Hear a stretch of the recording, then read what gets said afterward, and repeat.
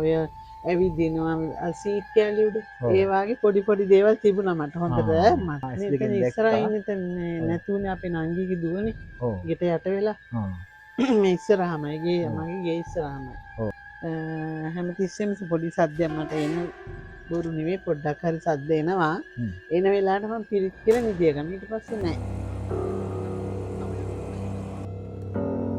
හාත්පස ඔයගලන්ට පේන්නේ නැති අපි මේ ඉන්නේ කට්ට කරවල පරිසරයක මධ්‍යම රාත්‍රියට තව පොඩි වෙලාවයි තියෙන්නේ. අපි දැන් මේ ඇවිල්ලා ඉන්නේ සරසවි ගමට. මේ මහකන්ද කියන ප්‍රදේශයේ තියෙන සරසවි ගමට තමයි අද අපි මේ ආවේ. හේතුව මේ ගමේ අවතාර හොල්මන් සහ අමනුස්ස දෝෂ තියෙනවයි කියලා රාවයක් යනවා. ඒක අපි ඇත්තද නැත්තද කියලා බලන්න අද රෑ අපි මේ ගමේ මේ ඉසව්වේ ඉඳගෙන ඒක ඇත්තක්ද කියලා බලන්න අපි නැවතී ඉන්නවා. එතකොට දැන් ඕගලන්ට පේනවා ඇති දැන් මේ මෙතන ඇත්තටම මේ පොල්ලතු වලින් වහලා මේ ටකරමකින් වහලා මෙහෙම තියෙනවයි කියලා සැක කරන්නේ මෙතන යට බොඩි එකක් තාම ඒ කියන්නේ මියගිය කෙනෙකුගේ සිරුරක් තාම මෙතන තියෙනවයි කියලා සැක කරනවා. ඉතින් ඒ නිසා පරීක්ෂණ කරන තුරු වෙන්නේ නැති මේව වහලා මං හිතන්නේ තියෙන්නේ. ඒකත් එක්ක මේ තව පේනවා ඇති මේ විනාශ වෙච්ච ගෙවල් මේ සරසවි ගමේ අවසාන කොටස මෙතනින් තමයි විනාශය නතර වෙලා තියෙන්නේ. හැබැයි නතර වුණාට මේ විනාශය පටන් ගත්ත කඳු මුදුන ගැන කතා කරොත් දැන් ඕගලන්ට පේනවා ඇති අර කන්ද උඩ මේ කන්ද උඩ එතන ඉඳලා තමයි මේ විනාශය ඇවිල්ලා තියෙන්නේ. එතකොට මේ ගෙවල් පවුල් 12ක් විතර නැති වෙච්ච තවත් ඒ පවුල් 12 සමාජිකාවන් බේරගන්න ගිය තරුණයෝ 10 දෙනෙක් විතර අතුරුදන් වෙච්ච පළාත තමයි මේ තියෙන්නේ. මේක කඳු මුදුනේ ඉඳලම තමයි මේ ගෙවල් කුඩු පට්ටම් කරගෙන මේ පහලට ඇවිල්ලා තියෙන්නේ. ඇත්තටම අපිට මේ කඳු මුදුනට යන්න බෑ. යන්න තරම් වාතාවරණයක් නෑ. ඒක හරි අවදානම් ගමනක් වගේ පෙනෙන්නේ. මොකද යම් යම් තැන්වල එරෙන්න පුළුවන්. ඉතින් ඒ නිසා අපි ඒ පළාතට යන්නේ නැතුව අද රාත්‍රිය මෙතන ගත කරලා මේ කතාව ඇත්තද කියලා බලලා අපි ඕගලන්ට විස්තර කියනවා. එතෙක් පොඩ්ඩක් ඉවසගෙන ඉන්න. සරසවි ගමට යන වැඩේ අපි මුලින්ම පටන් ගත්තේ මහකන්දේ ඉඳලා. මහකන්දේ ඉන්න අනුර වීරමන් හා සේනක තමයි අපිට මේ ගමන යන්න උදව් කළේ. ඉතින් මේක එච්චර ලේසි ගමනක් නෙමෙයි. නමුත් අපි මහ රෑම මේ ගමන යන්න පටන් ගත්තා. එතකොට වෙලාව මං හිතන්නේ 10ට විතර වගේ ඇති. හොල්මන් අවතාර මරලතෝනි ඇහෙන තැන්වලට ගිහිල්ලා ඒක අපි ඒ ඇති සැටියෙන් දැනගෙනම තමයි වාර්තා කරන්න ඕනේ. ඉතින් මිනිස්සු හැටියට අපි අමනුෂ්‍යයන්ට හරි බයයි. බය වුණත් මං හිතනවා අපි ඇත්තටම තනියෙන් මේ වගේ තැනක හිටියනම් හුදකලා වුණා නම් ඒ මහරෑ අපි බය වෙන එක සාමාන්‍ය දෙයක්. ඇත්තටම කට්ටඩිය 10 දෙනෙක් විතර සමහර විට උමනා වෙයි අපිව ගොඩ ගන්න. එතන ඉඳලා අපි පොඩ්ඩක් කතා කරන්න හිතුවා මේ ව්‍යසනයට මුහුණ දුන්න කීප දෙනෙක් එක්ක. පෞද්ගලික කාලයේ පුරාවටම සරසවි ගම මේ නායාමත් එක්ක විශාල ආందోලනාත්මක සිදුවීම් රැසක් අපිට අහන්න හම්බුණා. එතන එක සිදුවීමක් තමයි රාත්‍රියට විවිධාකාරයේ කටහඬවල් ඇහෙනවා. ඊළඟට විවිධ ශබ්ද ඇහෙනවා. හඳුනා ඇහෙනවා. ඔය වගේ ගොඩක් කතා අපිට අහන්න හම්බ වුණා. ඒකෙන් මේ කියන්න හදන්නේ සරසවි ගම නායාමත් එක්කම හොල්මන් අවතාර භූත දෝෂ වගේ දේවල් ගොඩක් තියෙනවා කියලා. මේවා හොයන්න ඕන නිසාම අපි මහරෑ ආවා සරසවි ගමට. ඇවිල්ලා මේ සරසවි ගම පරිශ්‍රයේම ජීවත් වෙන අයත් එක්ක කතා කරලා මේ සම්බන්ධව තොරතුරු ටිකක් ඔබට කියන්න හිතුණා. දැන් වෙලාව ගත්තොත් හරියටම රාත්‍රී 8:00යි. අපි 8:00ට තමයි අපේ මේ මෙහෙයුම නැත්තම් සොයා බැලීම පටන් ගන්නෙ. එතනදී මුලින්ම අපිත් එක්ක ඉන්නවා අනෝම මේ ගමේ ජීවත් වෙන කෙනෙක්. අනෝම එදා දැක්ක දේ සහ ඇහුණ දේ සහ ඊට පස්සේ අද වෙනකොට මේ සමාජගත වෙලා තියෙන මේ හෝල්මන් අවතාර තියෙනවා මේක මහා මොකද්ද අමුතු විමානයක් බවට පත් වෙලා තියෙනවා කියන එකේ සැබෑ තත්ත්වය පොඩ්ඩක් අපිට පහදලා කියන්න. ඇත්තටම කියනවා නම් එදාට හයියෙන් වැස්සා ගොඩාක් හයියෙන් අපි ඉතින් 8යි කාලට වගේ තමයි ওই සද්ද එහෙම ඇහුනේ. කියන්නේ නායනේ සද්ද. අපි එළියට ගියේ නෑ හයියෙන් වැස්සින්දා. කොහොම හරි පාන්දර 3යි කාලට විතර ගමේ කියන්නේ තරුණ අය ඔක්කොම ළම ඇවිල්ලා ගෙයින් යට ගිහිල්ලා හැමෝටම කිව්වා ගෙවල් වල ඉන්න එපා මේ විදිහේ ආපදා තත්ත්වයක් එනවා. උඩින් ගල් පෙරලෙනවා නායෑම් තියෙනවා. එහෙනම් කට්ටිය ඔක්කොම පුළුවන් තැනකට යන්න කියලා. ඊට පස්සේ ගොඩාක් කට්ටිය මේ ගෙවල් වලින් අයින් වෙලා ප්‍රජාශාලාවට ගියා. අපිත් ගියා ප්‍රජාශාලාවට. ඒ වෙලාවෙම ගෙදර ඔක්කොම ළමත් එක්කම ගියා. හැබැයි ප්‍රජාශාලාව ළඟ අපි ඉන්නකොට පාන්දර කොහොම හරි 5ට විතර තමයි ඔය එහා පැත්තේ ආයේ ගියේ එහා පැත්තේ ඒ නංගි කෙනෙක් ආව එතෙන්ද. ඇවිල්ලා අඬාගෙන ඇවිල්ලා කිව්වා මෙහෙම මේ පැත්තේ ඇල්ල ඇවිල්ලා ඔක්කොම ගියා උඩ පැත්තේ උඩින් ඇවිල්ලා අපේ අක්කා නෑ අක්කා හිටපු ගේට් නෑ කියලා එයා කිව්වා. එයා කිව්වට පස්සේ හිටපු පිරිමි ළමයි ටික ඔක්කොම එතෙන් ගියා බලන්න. ඒ අනකොට ඔක්කොම යට වෙලා මෙයාලට ඉතින් ඒ වෙලාවේ මුකුත් කරගන්න බෑ. ඊට පස්සේ ටිකක් අර එළි වෙනකන් ඉඳලා ඉවර වෙලා කට්ටිය ඔක්කොම ළම කඹේ එහෙම අරන් ගිහිල්ලා එහා පැත්තේ ඒ කට්ටියගේ පුංචිගේ ගෙදර කට්ටිය හිටපු අයව උඩින් වහලෙන් බැහැලා එහෙම ඔක්කොම ළම එකතු වෙලා ඒ කට්ටියව එළියට ගත්තා. ඔව්. ඊට පස්සේ ඉතින් ඒ පැත්තට කාටවත් යන්න දුන්නේ නැහැ. මෙහෙම ගොඩක් මේ ආපදා තත්ත්වයේ තියෙන හින්දා අනුතුරුදායකයි කියලා මේ ඉතින් ඒක තමයි ඉතින් අපි එළි වෙනකන් ප්‍රජාශාලාව හිටියේ. දැන් ඔය ගමේ ආරංචි විදියට වාර්තා වෙලා තියෙන විදියට 24 දෙනෙක් මිය ගියා. ඊට වැඩි. ඔව් ඊට වැඩි. ඔව්. එතකොට සාමාන්‍යයෙන් ඕගොල්ලන් හිතන විදියට කී දෙනෙක් විතර ගමේ එහෙම යන්නේ නැති කියලා හිතනවාද? කොහොම හරි තවත් එතන මේ ගොඩගත්තේ නැති බොඩිස් තියෙනවා. ඔව්. කොහොමත් 37ක් විතර ඒ වගේ ප්‍රමාණයක් තමයි ගිහින් තියෙන්නේ. උදේන කුඩා දරුවොත් හිටියානේ. ඔව්. දැන් ඔයගලන්ට පේනවා ඇති මෙතන මේ අපි ඉන්න භූමිය. මෙතන තමයි ඒ කන්ද නාය ගිහිල්ලා කඳු මුදුනේ හිටපු ගෙවල් පවුල් 12ක පමණ සමාජිකාවෝ ඒගොල්ලන්ගේ ගෙවල් වල තියෙන හැම දෙයක්ම නායත් එක්ක ඇවිල්ලා නතර වෙච්ච තැන. ඉතින් මෙතනින් තමයි දේහයන් කියන්නේ මිහිදන් වෙලා තිවිච්ච ඉබේම මිහිදන් වෙලා තිවිච්ච දේහයන් ගොඩගන්නේ ගොඩ අරගෙන ඒවා අරයි යන්නේ සහ තැම්පත් කරලා තියාගත්තේ. ඒ වගේම තවත් දේහයන් මෙතන තියෙනවයි කියලා සැක කරන ඉසව්වක් හැටියට අපිට මේ ඉසව්ව හඳුන්වන්න පුළුවන්. මෙතන තමයි අපේ කතාවේ ප්‍රධානම තැන. ඒ කියන්නේ මේ මර ලතෝනි ඇහෙනවයි කියන එක ඊළඟට අමනුස්ස දෝෂ තියෙනවයි කියන තැන. මෙතන කට්ට කරුවලයි කිසිම කෙනෙක් පේන්නේ නැහැ. අපි ඉන්නේ මේ ඇත්තටම මේ අපේ දුරකථනවල තියෙන ටෝච් එළියෙන් තමයි අපි මෙහෙම මේ ඉන්නේ. ඒ ඇරෙන්න අපිට ඒ ටෝච් එළිය නැත්තම් මගේ ඉස්සරහින් ඉන්නේ කවුද කියලා මටවත් පේන්නේ නැහැ. අම්මට පොඩ්ඩක් මතක හිටින විදිහට කියන්නේ එදා මේක ඉස්ලාම සද්දේ ආවේ කොහොමද කීයට විතරද නිදාගෙනද හිටියේ කොහොමද? ඔව් නිදාගන්න ගියා විතරයි. ඉස්සරෝම සද්දයක් ආවා අපි බැලුවා වටපිට ගහක් වැටෙනවා වගේ සද්ද ඇහුනේ. බැලුවාම නැහැ සද්දයක්වත් මොනවාක්වත්. ඊට පස්සේ අපි ගෙට ඇවිල්ලා බුදිය ගන්න ගියා. ඊට පස්සේ මේ ලොකු සද්දයක් ඇවිල්ලා දොර කඩාගෙන වතුර පාරක් ආවේ ගිය ඇතුළට.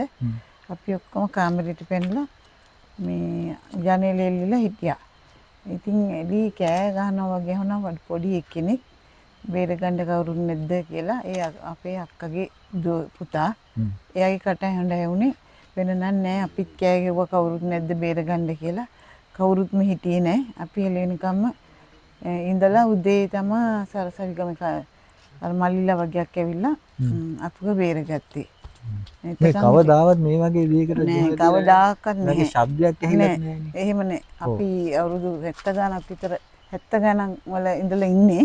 දැනට අවුරුදු 50ක් වෙනලා මේ ඔව්. එතකොනුත් ඔවගේ වතුර මොනවක්වත් ඇවිල්ලා නැහැ. දැන් අම්මා මේ රැට එහෙම යනවනේ ඇවිදිනවනේ මේ ඔව් වත්ත ඔව් වටේ. ඔව්. එහෙම මුකුත් මොනවක්වත් අපිට නම් නෑ දැනගන්න අපිට ඒ ඉතින් එහෙම බයක් දැනෙන්නේ නැහැ. ඒ කියන්නේ අර පුරුදු තැනනේ. ඔව්. අපිට මොනක්වත් ඇහෙන්නේ නැහැ සද්දයක් අන්වන් වෙනවා. මේ දැන් අපි ඊළඟට ලෑස්ති වෙන්නේ සිද්ධිය වෙච්ච තැනට යන්න. එතනට ගියාට පස්සේ තව දුරටත් දැන් ඔයගලන්ට තේරෙනවා ඇති මේ රට වටා ප්‍රචාරය වෙන මේ හොල්මන් අවතාර භූත දෝෂ තියෙනවායි කියන ගමේ එහෙම දෙයක් නැහැයි කියලා. නමුත් අපි තව දුරටත් ඒක අපි අමුත්තු නිසා අපිට ඒව ඇහි දන්නේ නැහැනේ. අපි අද මධ්‍යම රාත්‍රියේ මේ සිද්ධිය වෙච්ච තැන සහ මේ භූත දෝෂ තියෙනවායි කියන තැන ඉන්න සූදානමින් අපි දැන් ගමන ආරම්භනවා.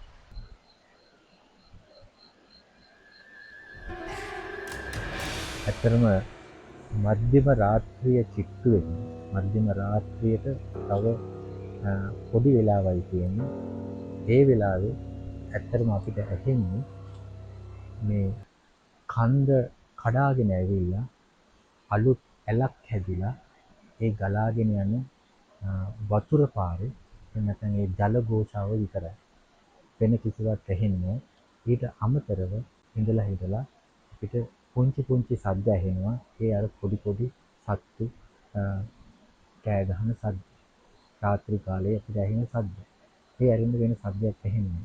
හාත්පස ඔයගලන්ට පේනවා ඇති අපි මේ ඉන්නේ කට්ට කරවල පරිසරයක.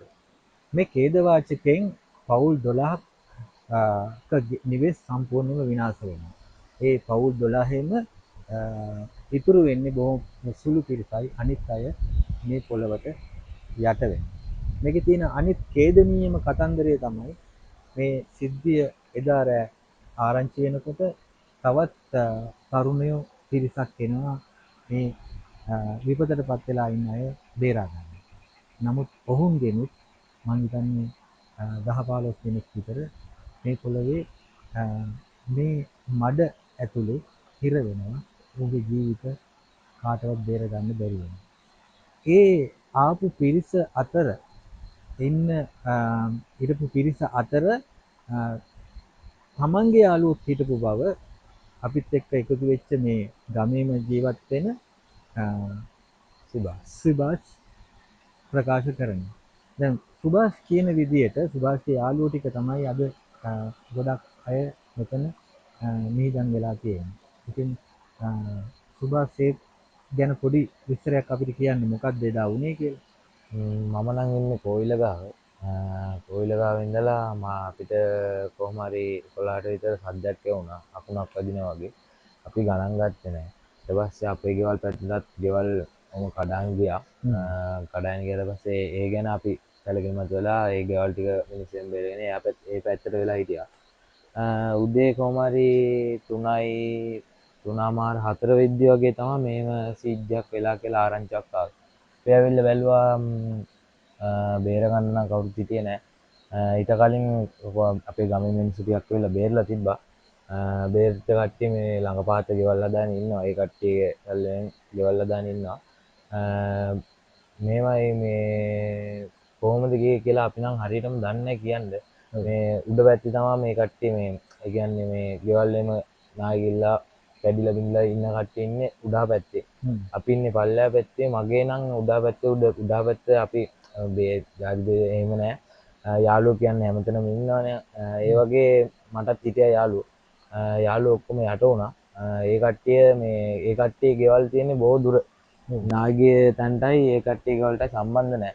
එයාලා ඉන්නේ බොහෝ දුර. ඒ කට්ටිය බේරන්න ඇවිල්ලා බේරපු මිනිස්සුවත් ගෙනලා ගෙදරක තියලා ඒ ගෙදරත් එක්ක ගහන් ගිහලා පස්වලට යට වුණ කට්ටිය තමයි ඒ කට්ටිය. ඔව්. ඒ යාළුවෝ මතක් වෙනකොට සුභාෂ් දැන් ලොකු වේදනාවක් තියෙනවා. ඒගොල්ලන් මතක් වෙනවා. ඔව්. සුභාෂ් දැකලා නැහැ කවදාවත් මෙතන හොල්මන් අවතාර තියෙනවා. නෑ එහෙම මොකුත් දැකලා. අඬවල් දැකලා නෑ.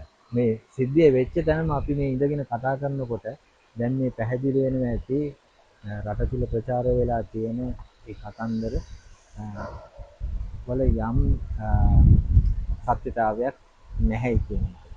මම හිතනවා අපේ ව්‍යායාමය මව්බිම අපි හැමතිස්සෙම බලන්නේ ඇත්ත හොයලා ඇත්ත කියන්නේ. ඉතින් අපි අද සරසවිගමට මේ රාත්‍රියේ ඇවිල්ලා මේ සිද්ධිය වෙච්ච තැනට මේ මහා රෑ අපි ගත කරන්නේ විනාශ වෙච්ච පරිසරයක ඉඳගෙන අපි ගත කරන්නේ අන්නේ ඇත්ත ඔබට කියන්නේ.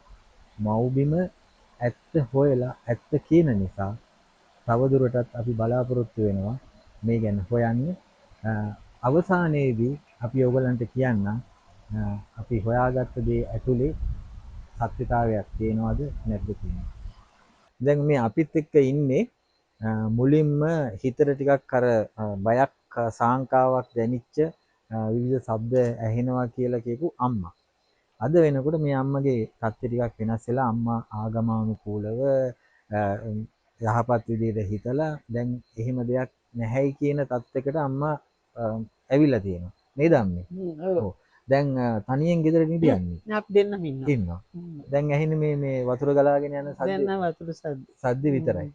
අම්මා කොහොමද දැන් ඒ අර ආපු අපි කියන්නේ මොකද්ද මේ නිකන් අර කලබල ගතිය ඔළුවට ආපු එක නැති කරගත්තේ කොහොමද? ඒක අර පිරිත් කියලා එහෙම නිදිය ගන්නවා මම. හැමතිස්සෙම පොඩි සද්දයක් මට එන බොරු නෙවෙයි පොඩ්ඩක් හරි සද්ද එනවා. එන වෙලාවට මම පිරිත් කියලා නිදිය ගන්නවා. ඊට පස්සේ නෑ. මොකුත් ඇහෙන්නේ නෑ. ඔය පූසෝ පොර කාගෙන පැනලා ඔය ඇවිදිනවා සීට් කෑලි උඩ ඒ වගේ පොඩි පොඩි දේවල් තිබුණා මට හොඳට මට විතරයි ඇහෙන්නේ මෙයාට හොඳට නිදින යාර ගන්න නෑ ඒක. ඉතින් අර මම පිරිත් කිව්වට පස්සේ මට ඒ සද්ද ඔක්කොම නෑ. මම ඊටසේ නිදිය ගන්නවා. ඔව් මං හිතන්නේ අම්මට ඒක වෙන්නේ අම්මා මේවා S2කින් දැක්කා. ඒ ඔයගොල්ලන්ගේ කරදරයටපත් වෙන දරුවෝ පවුල් ඒ විපත අම්මා S2කින් දැක්කා. ඉස්සරහින් නැතුනේ අපේ නංගිගේ දුවනේ. ගෙට යට වෙලා. මේ ඉස්සරහමයි ගේ මගේ ගේ ඉස්සරහමයි. ඔව්. ඒවත් එක්ක ආපු අර කලබලේ ඒකට අවුල් මට අවුලක් එක්ක ආපු එකත් හැමතිස්සේ වගේ මගේ හිත ඔව් අපි බලන්න ගියේ මෙතන ඉඳලා අපි උතර ගෙදර හිටියේ නෑ. දවස් 4ක් පිට හිටියේ වතුර ගියානේ මේ උඩින්. ඒක නිසා ග්‍රාමසේක මහත්තයා එන්න එපා කිව්වා. මෙහාට අපි පිට හිටියේ. ඒ වෙලාව අපි උඩින් ඉඳලා තමයි ඔක්කොම මිනි ගන්නේ එහෙම බලා හිටියේ. ඔව් නංගිගේ දුව තමයි මෙතන නැති වෙලා ඒක තමයි අර මෙතෙන්ද ගෙනත් තිබ්බට පස්සේ ටිකක් දැක්කේ. දැන් ඕගලන්ට පේනවා ඇති මේ ගේ ඇතුලෙන් එන වතුර කන්දරාව කොහොමද කියලා. මේ තමයි තවමත් මෙතන ක්‍රියාශීලී. ඒ කියන්නේ දිස්වාස් සුලිසුලඟත් එක්ක ආපු ඒ ව්‍යසනයේ බලපෑම තවමත් මේ සරසවි ගමට තියෙනවා. අපි ඊයේ රාත්‍රිය මේ සරසවි ගමේ ගත කළේ ඇත්තටම මෙතන ගත කළේ මේ විනාශ වෙච්ච ගෙවල් මේ මිනිස් කුළුටක්වත් මේ පැත්තේ හොයාගන්න නැහැ. අපි මෙතන ගත කළේ අර හොල්මන් අවතාර තියෙනවයි කියන නැත්තම් විවිධ ශබ්ද ලතෝනි ඇහෙනවයි කියන එක අපිට ඇත්තටම ඇස් දෙකෙන් දැකලා කන් දෙකෙන් අහන්න ඕන නිසා. හිමිදිරිය අපි මේ ගත කරන්නේ. නමුත් අපිට එහෙම දෙයක් ඇත්තම දකින්නවත් අහන්නවත් ලැබුණේ නැහැ. ඒ නිසා මෙපමණ දවසක් මේ සිද්ධියත් සමග මේ ගම් පළාතේ අමනුස්ස දෝෂ තියෙනවයි කියන කාරණය දැන් අපි බැහැර කළ යුතුයි. මම හිතනවා සරසවි ගමට එහෙම ඛේදවාචකයක් ඇති වෙලා නැහැ කියලා. එහෙම නැත්නම් සරසවි ගමට එහෙම බලපෑමක් හෝ එහෙම නැත්නම් දියක් නැහැ මේ ජනතාවට ඒ තමන්ගේ ගෙවල් වලට ආපහු ඇවිල්ලා බේරිලා ඉතිරි වෙලා තියෙන ගෙවල් වලට ඇවිල්ලා ජීවත් වෙන්න පුළුවන්කමක් තියෙනවා. ඒ වගේම අපි විශ්වාස කරනවා වගකිය යුතු අයගේ අවධානය මේ වෙනුවෙන් යොමු වෙලා මේ විනාශ වෙච්ච පරිසරයේ තියෙන යම් දේපලක් තියෙනවා නම් ඒවටත් සාධාරණයක් ඒ හිමිකරුවන්ට වේවි කියලා. හොඳයි. එහෙනම් අදට අපේ මේ ගමන අපි ඉවර කරනවා. ආයෙත් මේ වගේ ඇත්ත හොයන ඇත්ත කියන වැඩසටහනකින් අපි හමු වෙමු.